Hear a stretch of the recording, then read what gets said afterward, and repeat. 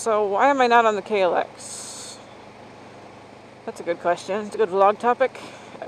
Transmission was the next thing to go. I had a sneaking suspicion. I'm like, my clutch just doesn't seem right. I think it's slipping. I don't think it's fully disengaging or engaging. I always get that backwards. I'm like, I don't know. I feel like it's misaligned. And I let other people ride my bike. I had mechanics look at it, and they all said, no, clutch should be fine. I even had them, open the case. They didn't split the case, but they, took all the covers off and checked everything. And they're like, no, clutch should be good. And I'm like, I don't know. So now I have a definite, sometimes when I'm shifting, it's always between 4th and 5th. Well, it happens between 1st and 2nd, and it happens between 4th and 5th. When especially between 4th and 5th, it will make this horrible, it'll slip for a second, make this horrible grinding noise on the left side, and then it'll make this snap noise, like a piece of metal snapping, like you break.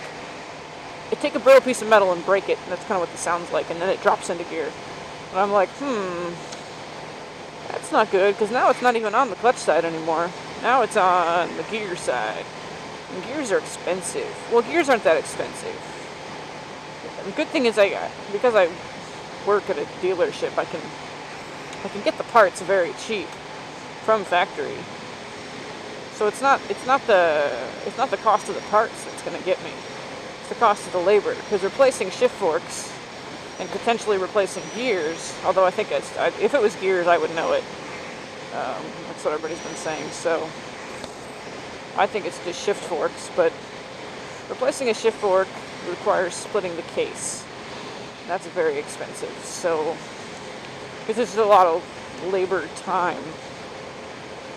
So I'm hoping I can get that done before the Ozarks. If not, I'll be bringing the ER6N to the Ozarks, much to my chagrin, because I may have to wait a few months, actually, before I have the money to afford the labor for splitting the case and all that.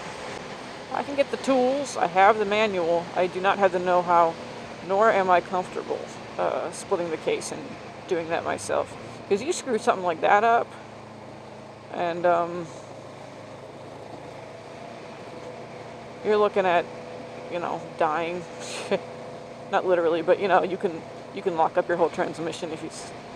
But maybe it's not that hard. But I've had other people tell me things aren't that hard, and I try to fix them, and I make them much, much, much, much worse. and then I end up having to pay somebody a lot of money to fix what I broke by trying to fix my bike. So I know it would be cheaper in the long run to just wait, 2-3 months until I have the money. All right, Texas. Apparently the only big thing you don't have is a gas pedal. Dude.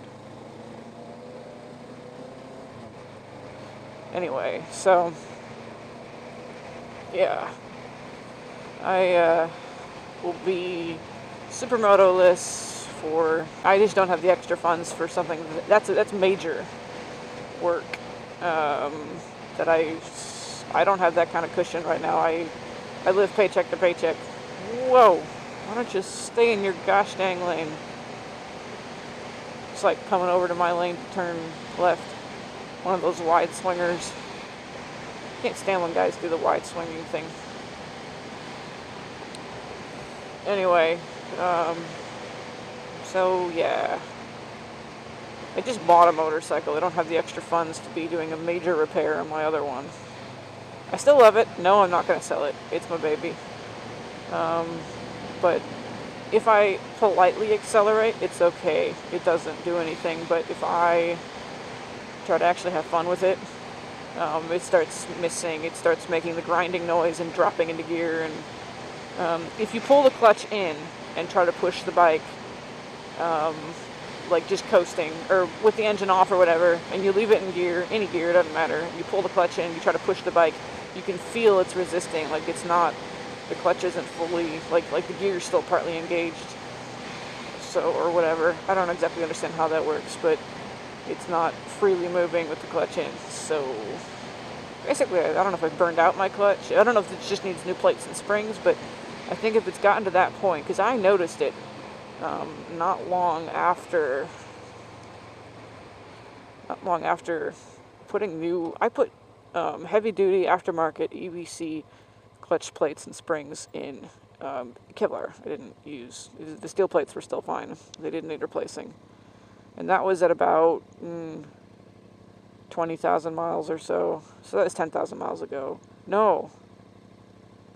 Yeah, no, I don't think it was quite that far. It's between 5 and 10,000 miles.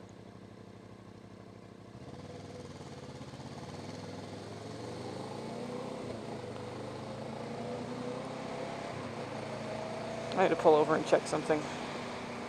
Call me paranoid, but I remembered we had pulled something off and I wanted to just double check something real quick.